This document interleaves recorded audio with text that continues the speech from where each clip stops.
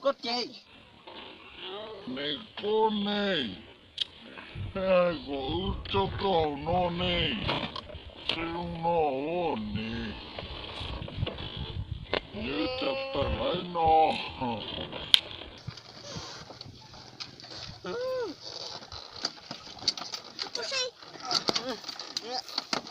Chúng nó rồi có ư chị, là nó có hai cỏ cả bánh lẻ nào.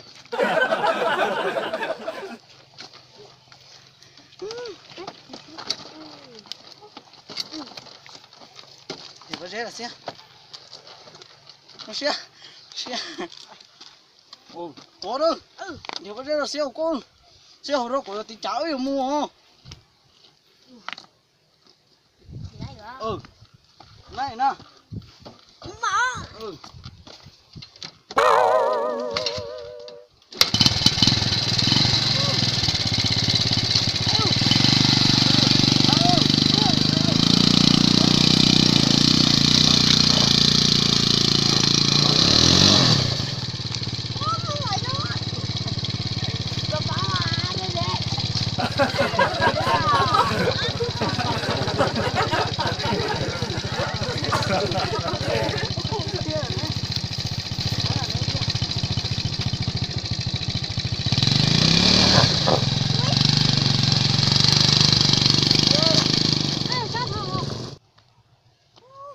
Tiền luôn.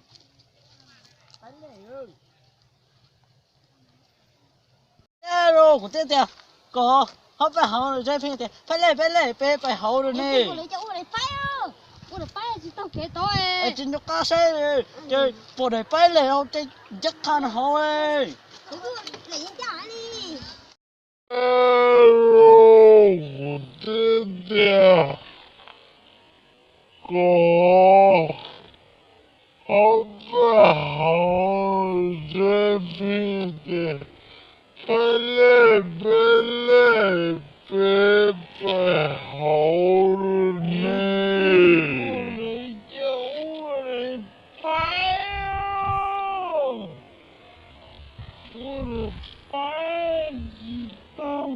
Cái tôi chỉ nó có sai rồi bộ này phải leo thì chắc khăn hỏi.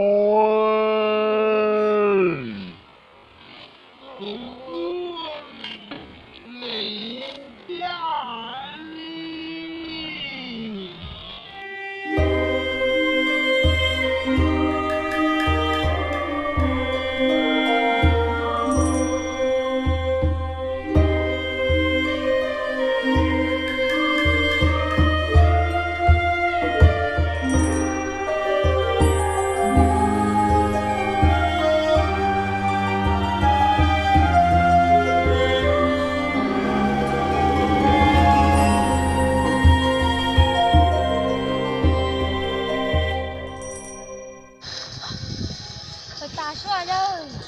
Không có sao. Mình phải sao con. Phải xấu đi. Đi sao đấy con. Là sao nữa rồi nhỉ? No! Sao con?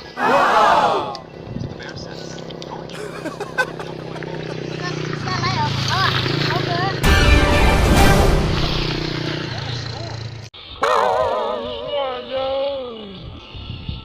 Không sao?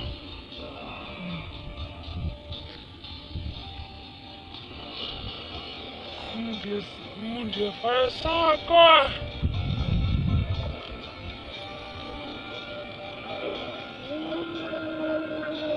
Phải sao đi? Sao đấy con?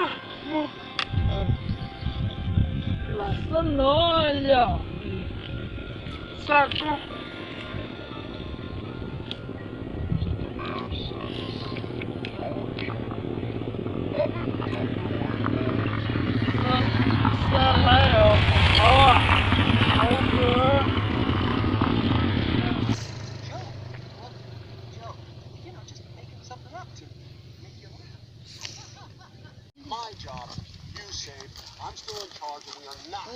xí đấy nữa.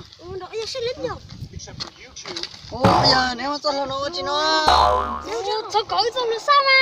Oh no. Nó nên có sự phải xấu rồi. Cái chỉ một phải tu này. Tôi nữa. Em cũng sao cũng phải nó. Anh tôi nó ta lấy phải ơi nét chê. Ôi nếu cho nó chỉ nó nếu cho có xong là sao mà nó nên có sự phải xấu chứ chỉ một phải tu này đâu lên nó em cũng sao thì một phải nó em tôi là ta lấy phải ơi nét chê Sao yêu cơ liêu không phải số nào yêu. Bên lấy phải nè. Chả chỉ tao.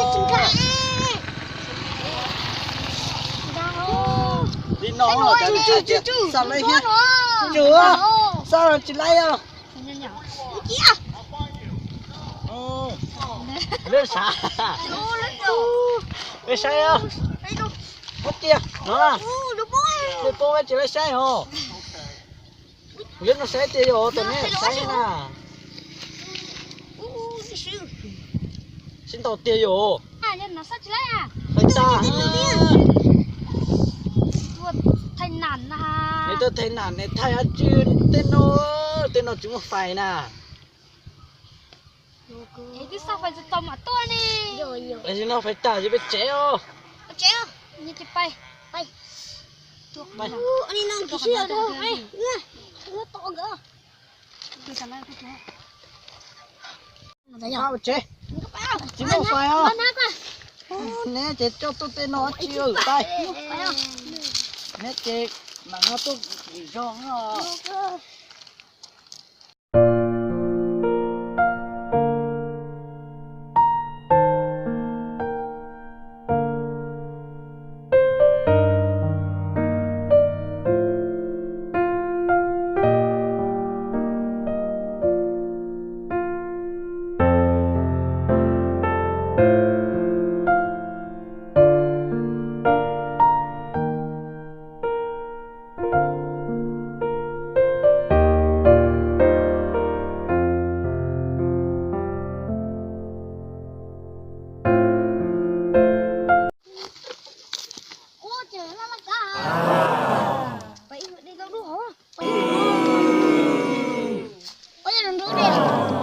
Sẽ lư quá tụi nó nè, là nó đấy chi, số ai pin, gạt tên tao,